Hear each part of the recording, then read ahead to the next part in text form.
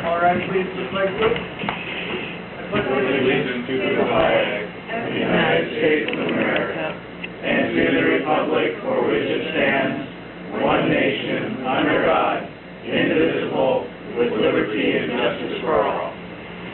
Roll call of council, please. Councilmember Garcia.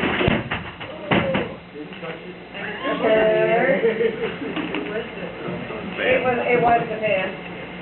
So that was that long. Want to pause? Yeah, we can't hear on the recording, sorry.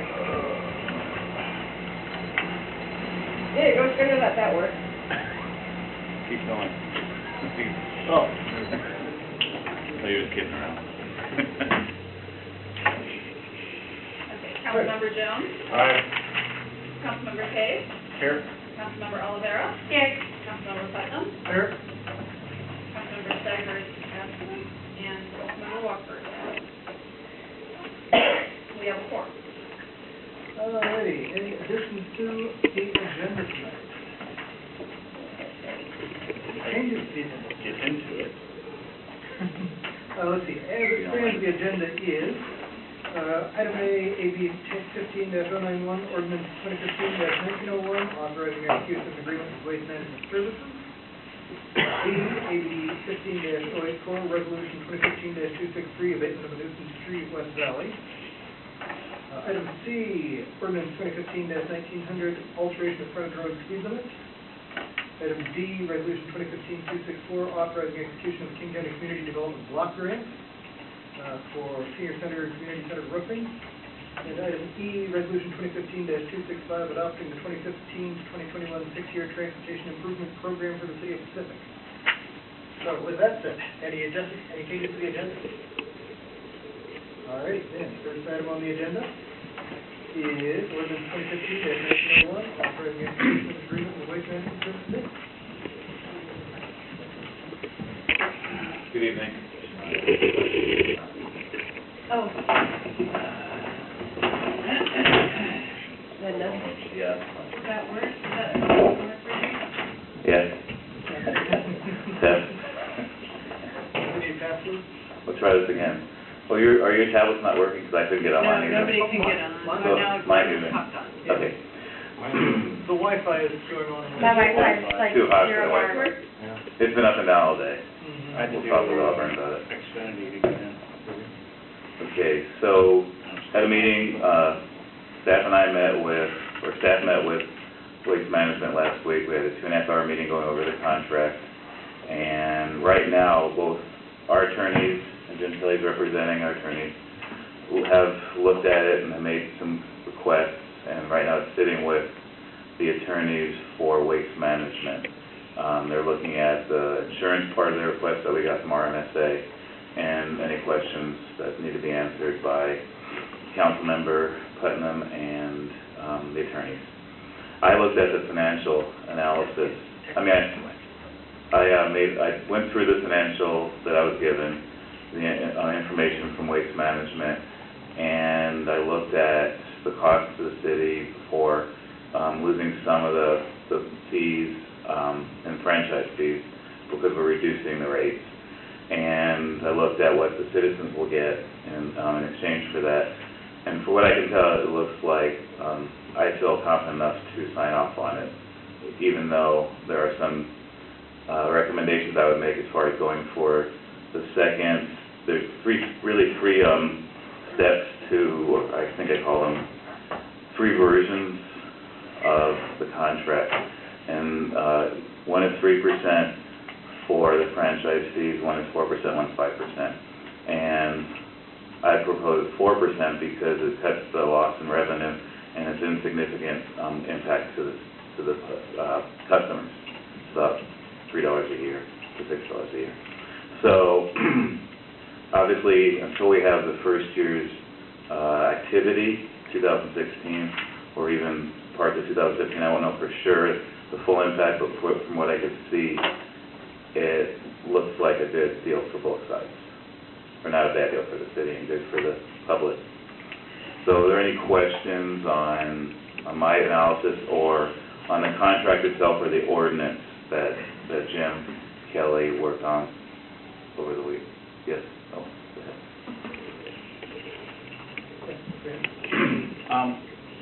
Well, there was one issue in the contract where they request 30 days notice prior to any potential changes coming forward on an agenda. We don't always have that type of control, and I don't feel comfortable with that phrase. I did speak to Carol about that, and maybe we could let Jim talk about that, because she didn't have a problem with it. She didn't feel it binds us, because we'll do the best we can to work with it, but did you want to speak to it, or you what Carol talked about? Yeah, actually by statute, they're required to give us 45 days notice. So we've already added that period into both the ordinance and the contract. In fact, I think we expanded it to 60 days. Right, but I think, No, what we're talking Carol's talking about any is changes that we might have, like in utility taxes or something like that, they wanted 30 days notice before it became an agenda item, not 30 days before it was Okay, approved. I got you. And it just doesn't Yeah. seem realistic. Right, we did talk to Carol about that, and she said that would be fine. I think we had to talk to Waste Management about that still. That was an outstanding issue. right, but so I know what you're concerned about, and I can tell you that it's not so hard and fast work. We don't give them exactly 30 days for the exact language that's going to pass. It's just a heads up 30 days. This is something that the council's looking at, but it doesn't have to be, well, this is going to pass then. It's just something, and that's why the 30 days isn't a problem for Carol. Because I didn't disagree with you when you talked about it to me, but when Carol made it clear to me that it's not binding us, it's just something they like to have a little time to work with, and so that's still between the two sides to discuss. And I understand their desire to have as much notice as possible to be able to come in, prepare and present anything to us to either discourage or encourage us to take certain actions. I just don't want it to create a situation for a breach Right. of the contract. Or an undue hardship on the staff and Right. council. I understand. That's my only concern. Yeah, okay. And then, if I may, I have one more topic to discuss on the ordinance itself. There were a couple of things in there that I had some issues with. One was, we're using the old language from 1972 on the cans. One of the reasons we went out to RFP was because we wanted those cans to be provided to our customers so that we could have automated services, and it seems like we should have an ordinance that's more reflective of what we have versus what we used to have. Can you tell me what section you refer to? I have to get to it.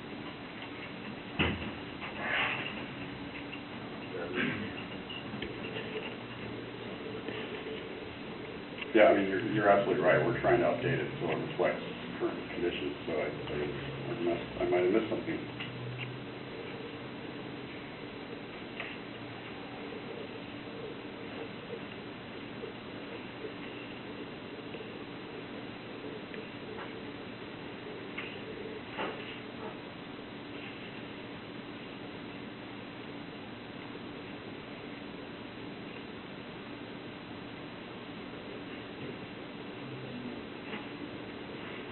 Are you talking about the container required 14.02.08? It might be, I'm not sure. Every person in possession, charge, or control of any single-family residence, multifamily complex, or commercial premises for solid waste or recycled materials is created or accumulated, to all times keep or cause to be kept garbage cans, micro cans, or mini cans in which deposit solid waste or recyclable materials. No, that was, I'm still in the contract, trying to scroll down, I'm sorry. Is there any other questions? Or definitions, you think? Is there other questions while you're looking for that?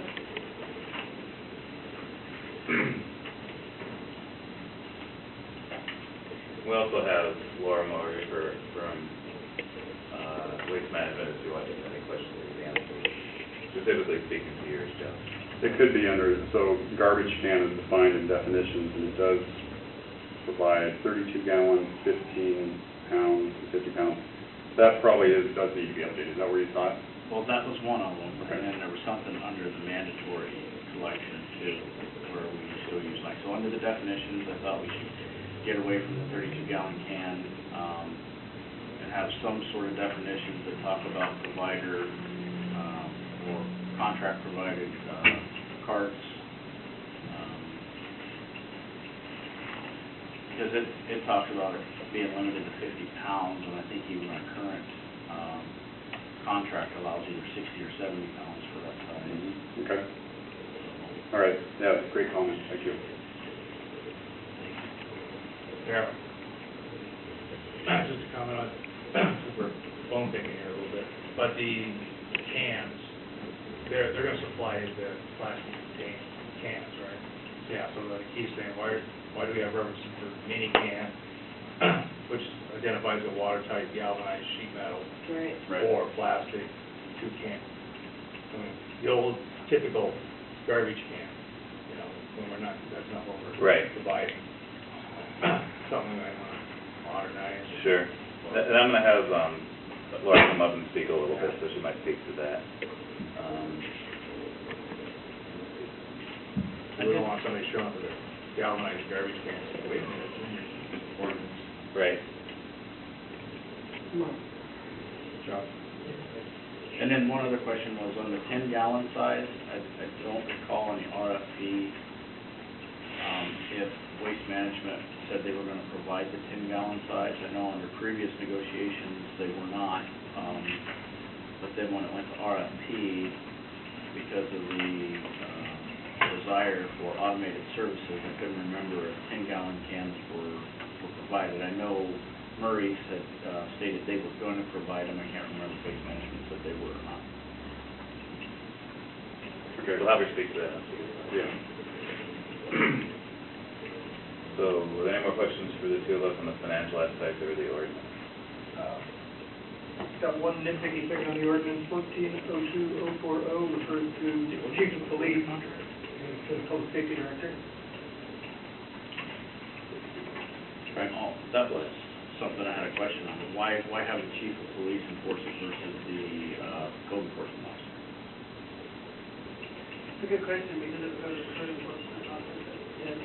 Okay. That's who we want all information to go Complaints will to go to the code enforcement. Yeah, they will, yeah, right. for non-compliance. Okay.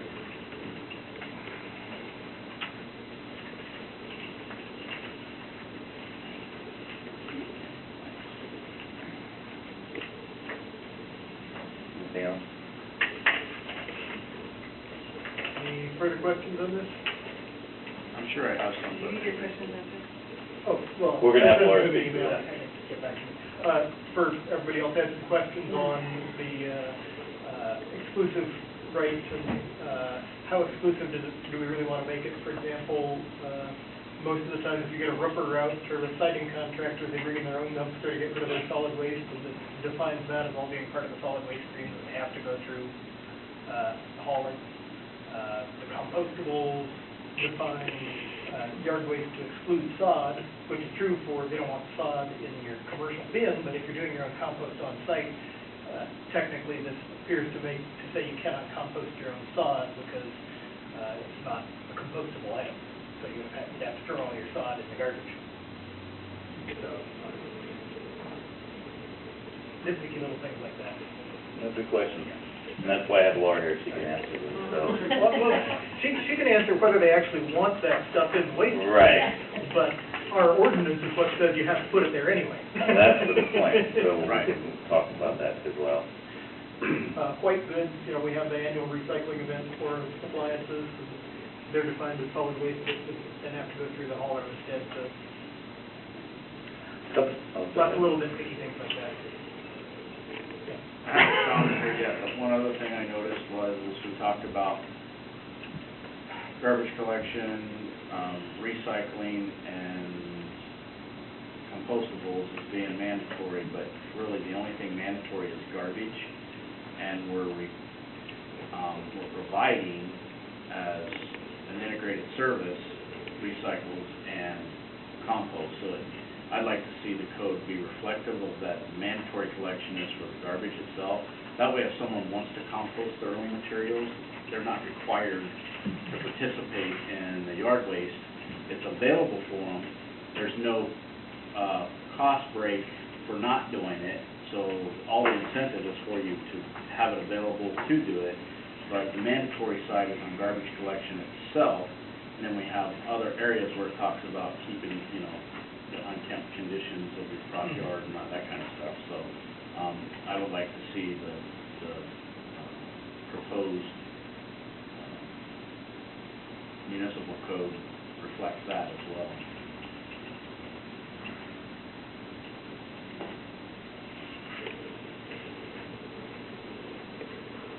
Any further council questions?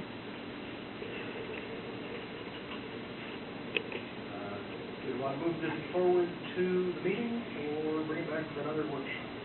What do you think? Well, I mean, you may move. yeah, but, and that's why I want, if you could hear from Laura right now, if we have, Okay. she'll speak shortly. And there's one section in the contract, I'm trying to locate it right now, but it's the section regarding where we usually put administrative fees, and it has street fees in there. And that's, in our meeting with Waste Management, I didn't speak to you about this, but, that's a policy decision we have to be thinking about as a council. Do you want to have a certain percentage every year going to streets? One city has done it that Waste Management works with, but most cities don't, because it is a policy decision that you're tying yourself up for 10 years. So I'm a little concerned with that, depending upon what rate you go with, as far as how much money will be tied to streets, even though, yes, there is a causal impact with the business and streets. So something to think about for next week. Timeline is critical now because July 1st is a couple weeks away, and as we all know, June 30th is when the contract expires. So we're been working with Waste Management, and based on things going forward next week, they can still service the whole city, and it's by July 1st, but that's the timeline we're looking at. So, and there's more that she can talk to about that, if you allow her to speak this further. Okay.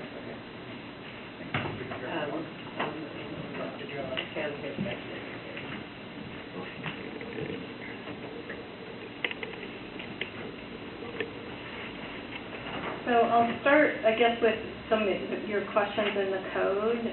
You were asking about the garbage can description. I think it would be important to leave that in there because we do allow extras. So if a customer has extra garbage or, you know, extra yard waste, and that's the only way that they can place it out, it's kind of that one-time deal, not for permanent service. But I would leave that in there, and if you want to adjust the weight and stuff on that, we can do that. And I think it's a good idea to add the cart description because we will provide the carts.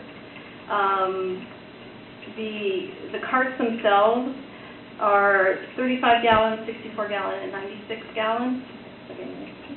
And the 20 gallon is an actual insert into the 35 gallon. And then the little 10 gallon mini, we do provide those today. They're just not a cart.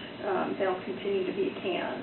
So so all of your garbage or solid waste container carts will be provided by Waste Management. So nobody will have to buy any of those. So is that all the questions on the can kind of description and carts? And then you asked about, let me find it, that 30-day.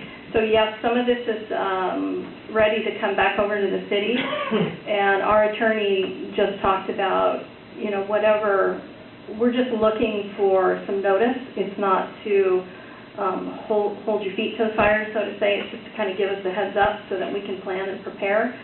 And if you want to propose language that's different that's in here, that's fine too. So kind of whatever the lawyers want to do with that language.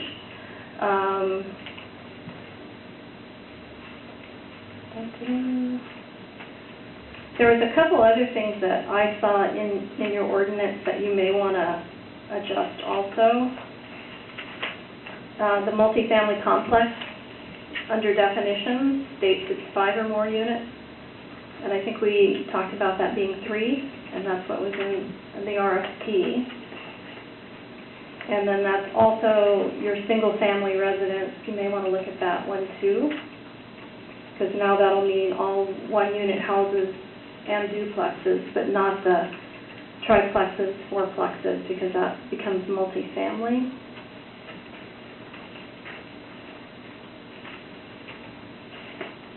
So I mostly wanted to just kind of go over some of the services or highlight, and I'm sorry, let me back up a second.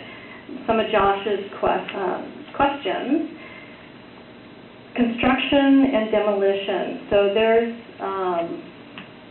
Construction, demolition, and land clearing under the King County Title 10 is still falls under solid waste. But there's a lot of other definitions around recyclable, C&D, which all this is doing is saying that if it's a CDL, that the county wants diverted from Cedar Hills landfill, that we are actually one of, we have 4 permanent facilities to handle that through King County, and Rebanco has 2 also. But it doesn't shut out your example of an independent coming in who's doing a roofing job. He can still load his roofing in there and haul that to recycling, or whatever he does with it, hopefully recycling. So the purpose is that they can still recycle. That's what I expected from the contract language, but then the ordinance language doesn't allow that. It says it can only, any solid waste can only be disposed of as provided in the ordinance. Okay. So there's nothing in the ordinance that allows, say, your lawn, your yard service to take clippings away for you. Gotcha. So I can't help you with that. Yeah, my concern, I think, was primarily with the ordinance on that, not with. But yeah, you can look at, like, at King County Title 10, and that'll I help. expect there are quite a few things that you don't actually want in the waste stream that our ordinance Correct. looks like it's put there. Well, and then you asked about appliances also, and appliances are another item that the county does not want in the landfill.